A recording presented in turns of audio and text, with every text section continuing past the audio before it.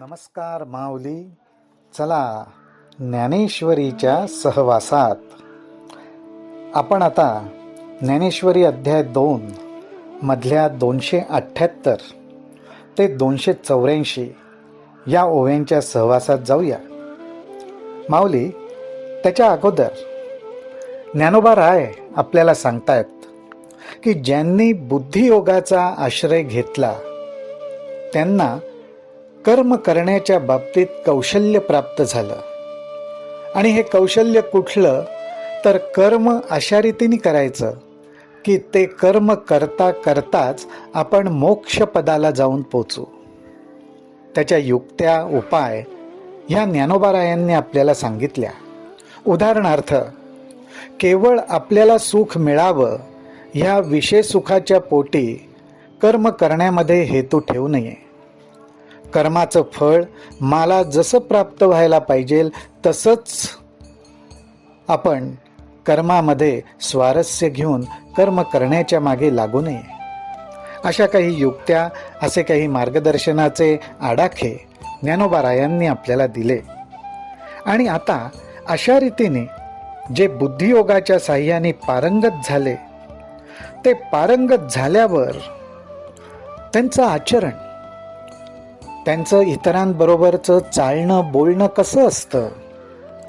ज्ञानोबाराय म्हणतात, ते कर्मी तरी वर्तती परी कर्मफळा ना तळती आणि याता याती लोपती अर्जुना तया मग निरामय भरित पावती पद अच्युत. मग निरामय भरित पावती पद अच्युत ते बुद्धियोग युक्त धनुर्धरा. असे बुद्धियोगाने युक्त झालेले, अत्यंत दुःखरहित, अत्यंत पतनरहित, तापरहित असं परमपद प्राप्त करून घेतात. त्या परमपदाला विशेषण लावताना ज्ञानोबाराय म्हणतात अच्युत, म्हणजे ज्या ठिकाणापासून आपण च्युत होणार नाही, अर्थात आपलं पतन होणार नाही, आपली अधोगती होणार नाही, असं परमपद बुद्धियोगाच्या जोरावर आपल्याला मिळतं. आपल्याला आपलं बुद्धी कौशल्य व्यवस्थित वापरलं पाहिजे बरं का माऊली. आपल्या बुद्धीचा उपयोग करून आपण परमपद प्राप्त करून घेऊ शकतो, हे उघड मार्गदर्शन आपल्याला ज्ञानोबाराय करतायत. ते म्हणतात, तू ऐसा तै होसी जै मोहाते यया सांडिसी आणि वैराग्य मानसी संचरेल. आणि अशा रीतीने वैराग्याचा मनामध्ये प्रवेश झाला की मग निष्कळंक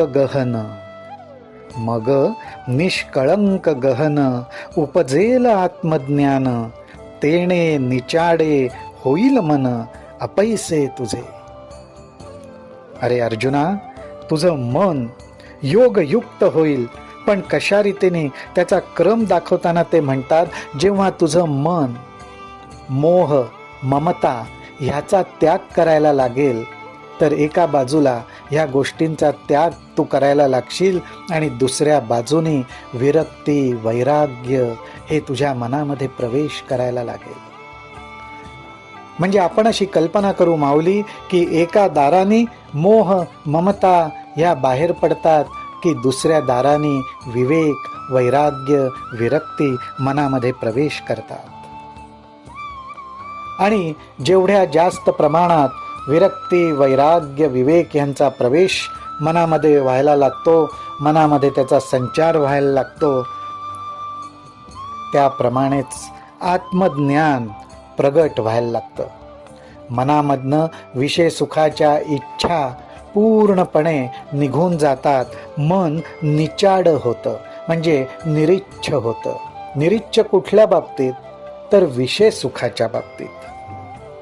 आणि असं झाल्यामुळे मग तेथ आणिक काही जाणावे का मागिला ते स्मरावे हे अर्जुना आघवे पारुशेल. आपण पाहिलं अर्जुनाच्या मनाची जी अवस्था झालेली होती त्या अवस्थेमध्ये अर्जुन ह्या युद्धानंतर होणाऱ्या परिणामांचा विचार करत होता, म्हणजे भविष्यात डोकवत होता. त्यांनी तो व्याकुळ झाला होता. आणि त्याचबरोबर भूतकाळामध्ये ह्या स्वजनांनी आपल्यासाठी काय केलंय ह्याविषयी विचार करून व्याकुळ होत होता. माऊली, आपला सुद्धा आयुष्यामध्ये बराचसा काळ आपल्या भविष्यात डोकावण्यात तरी जातो, नाहीतर भूतकाळामध्येच आपण फिरत राहतो. वर्तमानामध्ये जगताना किंवा जगण्याचे क्षणच आपण गमावून बसतो. पण ज्याप्रमाणे अंतःकरणामध्ये आत्मज्ञान, विवेक, वैराग्य हे प्रगट व्हायला लागतं, त्यावेळी मनाची स्थिती ही योग स्थितीच होते. कारण इंद्रियांची संगती जिये पसरू होतसे मती, ते स्थिर होईल मागुती आत्मस्वरूपी.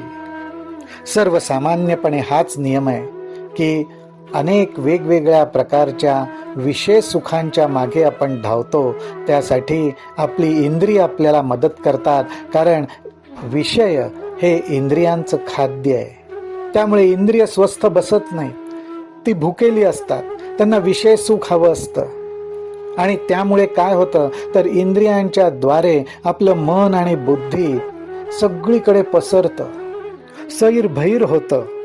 परंतु जसं आपण मोह ममतेचा त्याग करायला लागतो, संत संग, सद्ग्रंथांचं वाचन, संतांच्या वचनांचं चिंतन मनन करायला लागतो, मनामध्ये विरक्ती, विवेक, वैराग्य प्रवेश करायला लागतं. आणि त्यामुळे ते मन स्थिर होईल मागुती आत्मस्वरूपी, आपल्या मूळ स्वरूपापाशी स्थिर व्हायला लागतं. आणि असं स्थिर झाल्यामुळे त्या ठिकाणी मन आणि बुद्धी दोघंही एकत्र एके ठिकाणी राहतात. त्यांची सम अवस्था त्यांना प्राप्त होते. त्या अवस्थेलाच समाधी म्हटलं जातं. ज्ञानोबाराय म्हणतात, समाधी सुखी केवळ, जै बुद्धी होईल निश्चळ, तै पावसी तू सकळ योग स्थिती. हे फार मोठं मार्गदर्शन ज्ञानोबारायांनी आपल्याला केलंय की ज्या क्षणी आणि प्रत्येक क्षणामध्ये चढत्या वाढत्या पायरीने आपलं मन आणि बुद्धी परमेश्वरापाशी, परमेश्वराच्या चरणी स्थिर व्हायला लागेल, तेवढीच मनाला आणि बुद्धीला योग स्थिती, समाधी अवस्था प्राप्त होत जाते. आणि त्यामुळेच आपण आत्मस्वरूपापाशी स्थिर राहायला लागतो.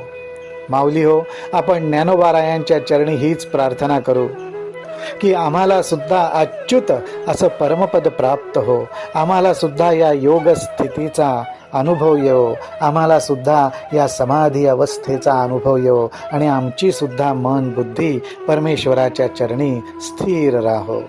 रामकृष्ण हरी, रामकृष्ण हरी, रामकृष्ण हरी.